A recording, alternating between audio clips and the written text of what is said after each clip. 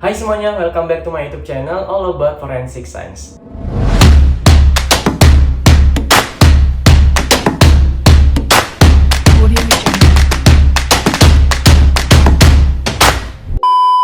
Oke, kali ini kita akan membuat konten ngobrol-ngobrol aja aku sendiri karena sebelum-sebelumnya kontennya ngobrol bersama ahli forensik.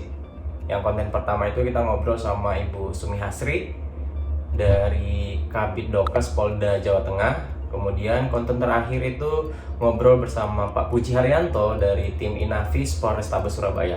Jadi kali ini aku mau buat konten, pengennya buat konten itu ngobrol tentang ilmu forensik.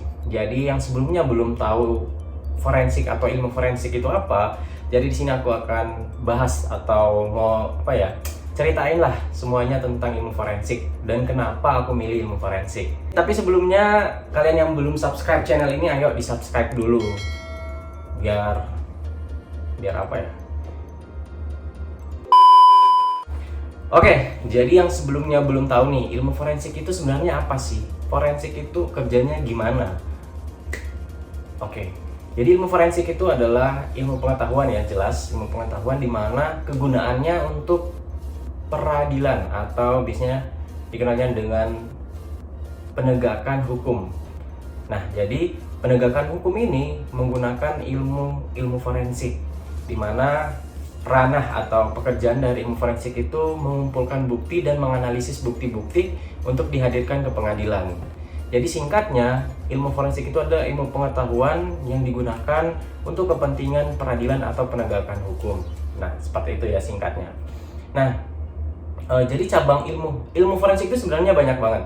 Cabang ilmu forensik itu ada banyak banget. Contohnya ada kedokteran forensik. Nah, ini ilmu forensik nanti cabang-cabangnya banyak lagi. Di antaranya ada kedokteran forensik, ada antropologi forensik, ada kedokteran gigi forensik, ada digital forensik, ada toksikologi forensik, kimia forensik, biologi forensik, fisika forensik, entomologi forensik, dan banyak banget lagi cabang ilmu dari forensik itu. Jadi penggunaan ilmu forensik ini atau cabang ilmu forensik berdasarkan kebutuhan di masing-masing kasus yang membutuhkan atau kasus yang membutuhkan pembuktiannya menggunakan ilmu forensik cabang mana nih. Jadi disesuaikan dengan kebutuhan per kasusnya, seperti itu. Contohnya seperti kasusnya Jessica Mirna. Kasus Jessica Mirna karena emang titik beratnya itu ada di toksikologi atau di racun, yang dimana barang buktinya itu berupa sianida. Jadi ilmu forensik yang berperan di situ adalah ilmu toksikologi forensik yang paling. Tapi di forensik itu tidak bekerja sendirian. Jadi di forensik itu bekerja secara tim. Jadi saling membutuhkan antara tim-tim ini untuk menyelesaikan suatu kasus.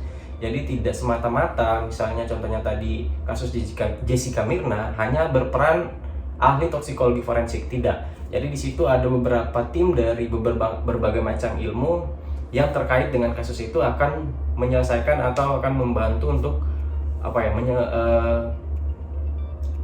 menginvestigasi kasus-kasus yang ada, seperti itu.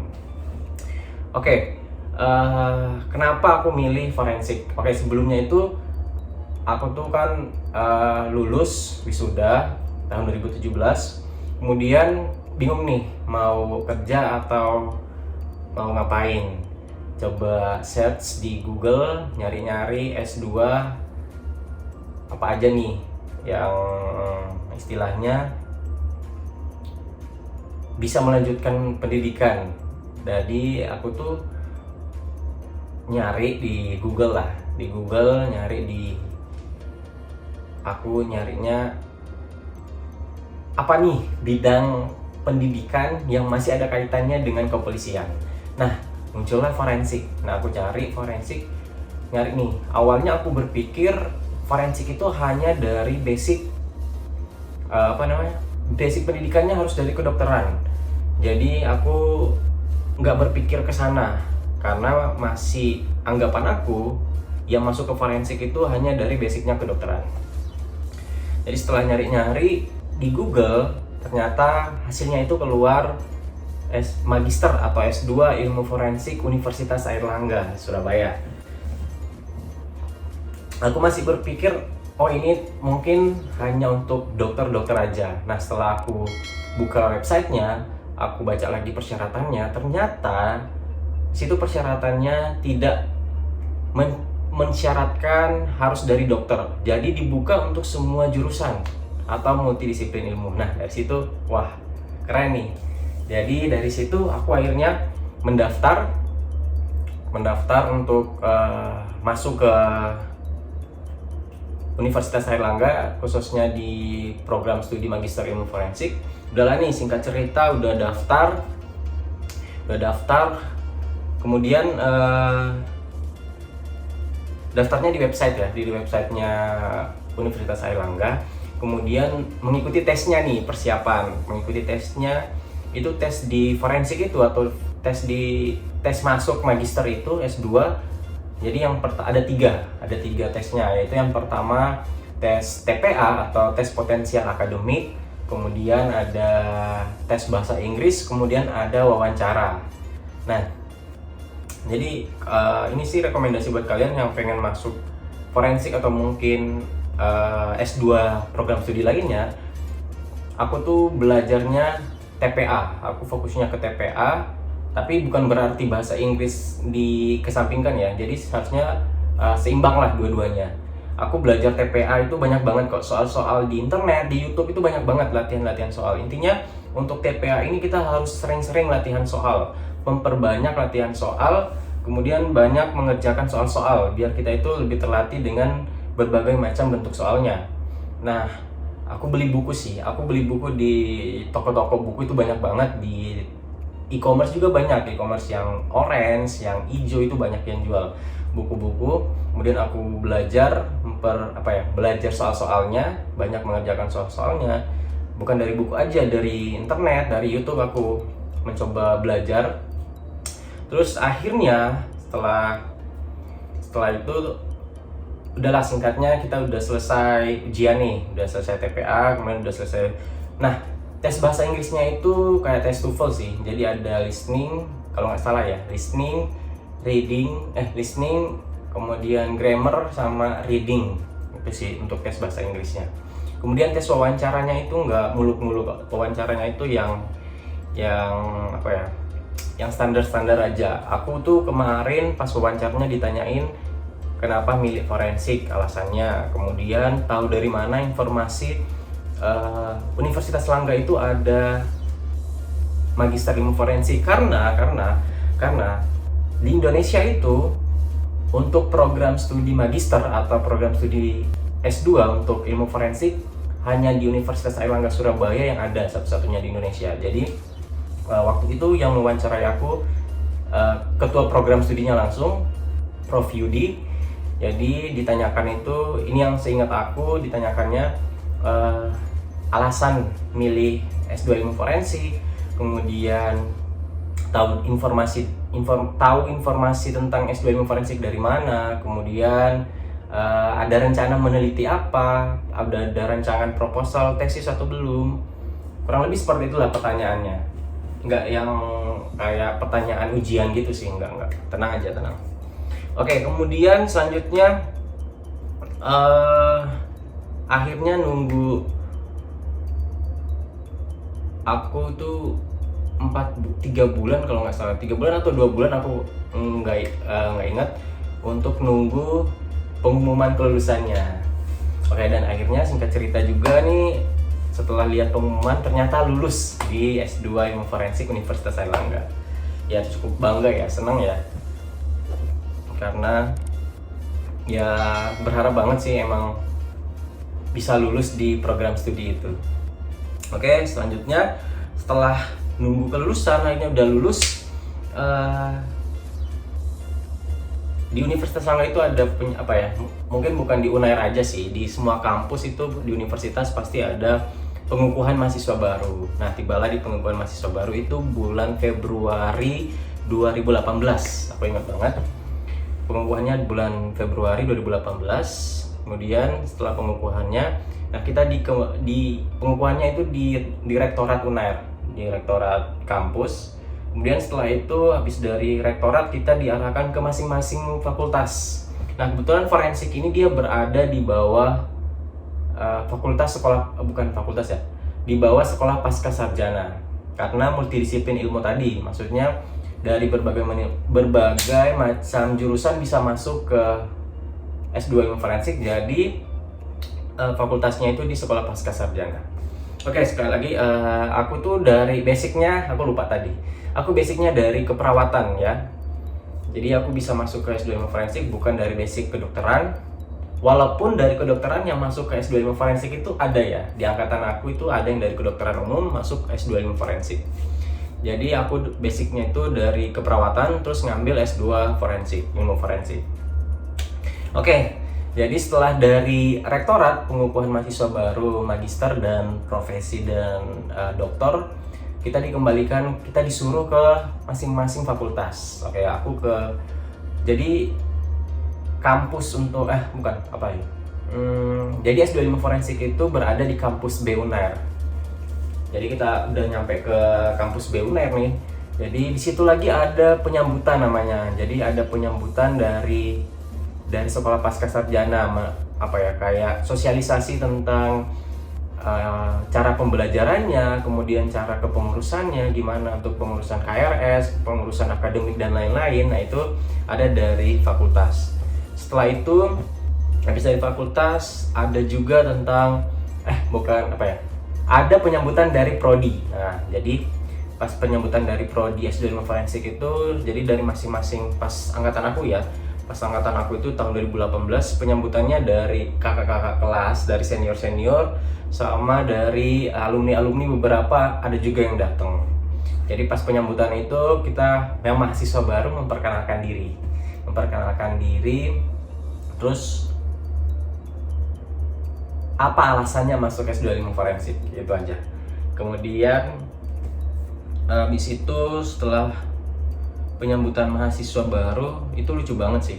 Penyambutan mahasiswa baru itu aku pertama kali ketemu sama Pak Puji Haryanto yang konten aku sebelum ini. Jadi sebelumnya itu aku udah pernah nonton beliau di salah satu stasiun TV, ngeliat beliau kok keren banget nih, polisi di bidang identifikasi, kemudian selalu nyentrek pakai kacamata di setiap kasus, nggak pernah pakai masker ya, emang tahan banget beliau. Nah, kebetulan pas penyambutan mahasiswa baru itu aku melihat beliau, loh ini kayaknya nggak asing wajah beliau ini. Terus lama-lama setelah kenal, ternyata benar ini Pak Puji, penulis buku TKP Bicara yang sebelumnya juga aku udah punya bukunya. Jadi senang banget ternyata bisa ketemu, ya bisa dibilang idola sih di forensik, bisa ketemu langsung dan bisa di tempat pendidikan yang sama, dan juga kebanggaan tersendiri bisa diajak Pak Puji bisa ikut olah TKP bersama beliau selama jadi mahasiswa di forensik. Oke, setelah itu berjalanlah perkuliahan. Jadi di S2 ilmu forensik itu lama pendidikannya 4 tahun. Lama pendidikannya 2 tahun 4 semester. Jadi semester 1, semester 2, semester 3, untuk semester 3-nya ada pemilihan kajian ilmu. Jadi untuk kajian ilmunya ada fisika, kimia, sama biologi. Nah, aku sendiri ngambil kajian biologi forensik, di mana biologi forensik itu membicarakan semua tentang DNA atau analisis atau identifikasi tentang DNA. Perkuliahannya fleksibel banget sih, jadi nggak kayak S1 ya. Jadi kalau kuliah di S2 kebetulan aku adalah Komting itu komandan tingkat, ketua kelas lah kalau di kelas ya. Aku dipilih sebagai ketua kelas. Jadi kalau di S2 itu, di S2 ilmu forensik, kita sendiri yang ngatur perkuliahannya, dari mahasiswa sendiri yang menghubungi dosennya, mau hari apa, mau jam berapa itu dari mahasiswa sendiri yang komunikasikan dengan dosennya. Jadi dari pihak akademik itu nggak mengatur. Jadi dari kita sendiri mahasiswa yang mengkoordinir jadwal perkuliahan kita. Jadi yang mau, misalnya emang udah ada kerja, mau kuliah sambil kerja itu nggak masalah sih sebenarnya. Yang penting bisa pintar-pintar ngatur waktunya sama pekerjaan sama perkuliahan. Oke, jadi kalau di kelas aku itu banyak banget, ada yang dari Jadi angkatan aku ada 16 orang.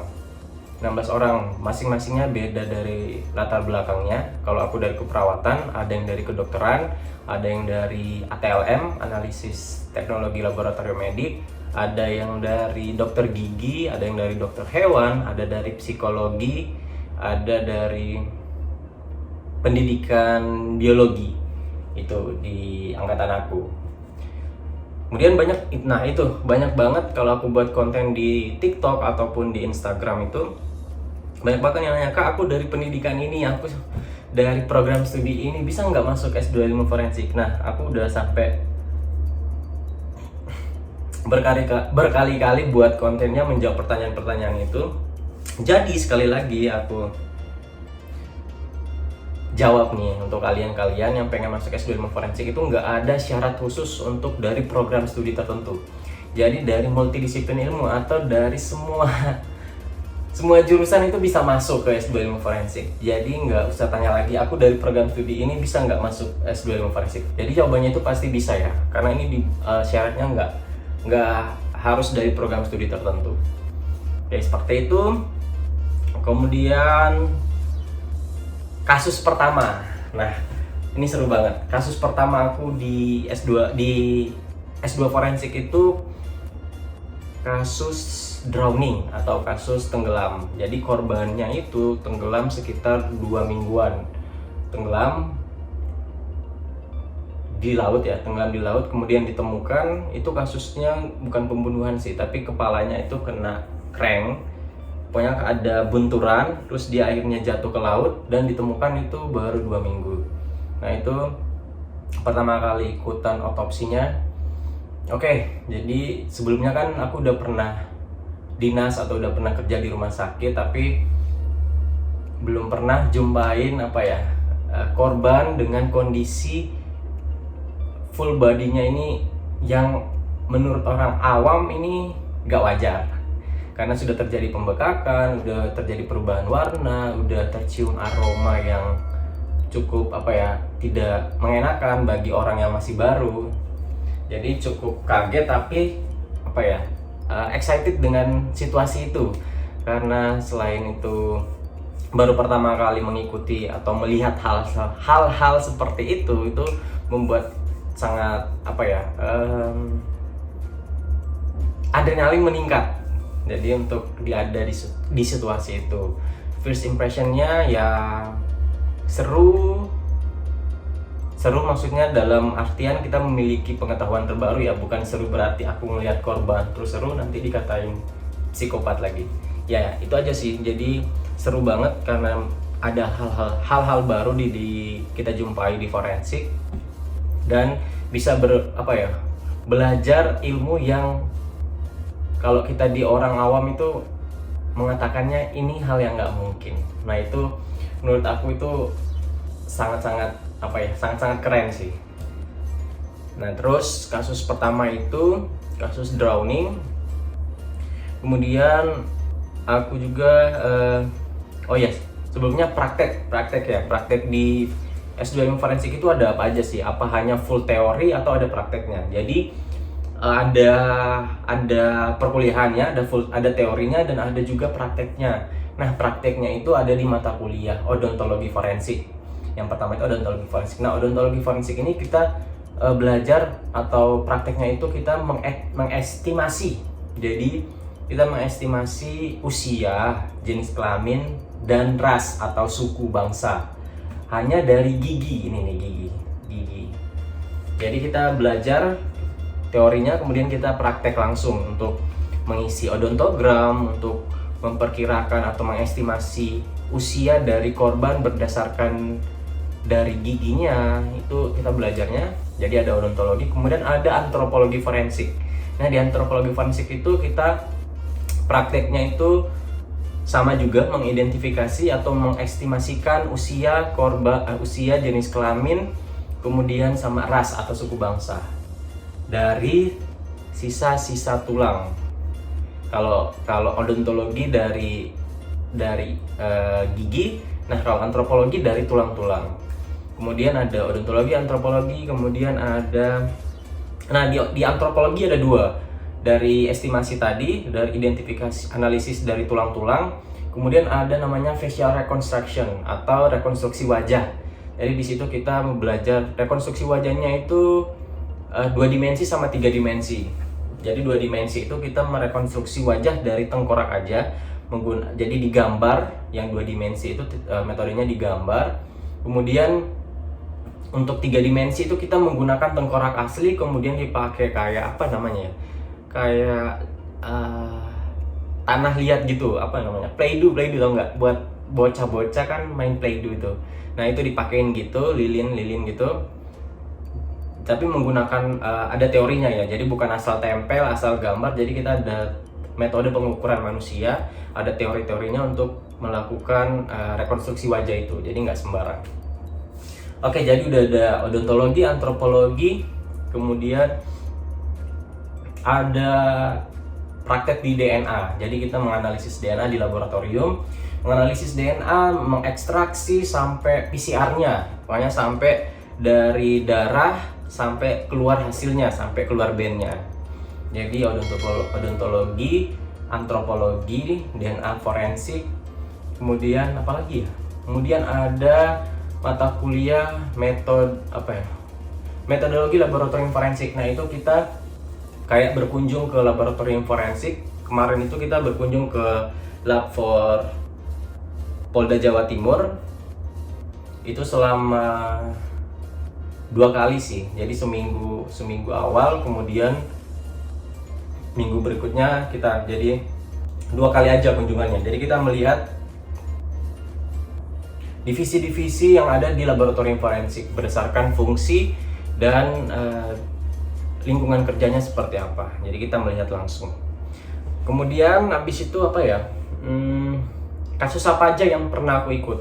Oke, jadi banyak, nggak juga banyak banget ya. Jadi lumayan banyak pengalaman aku pas kemarin kuliah di forensik, mengikuti kasus-kasus yang dimana salah satunya tadi ya korban drowning.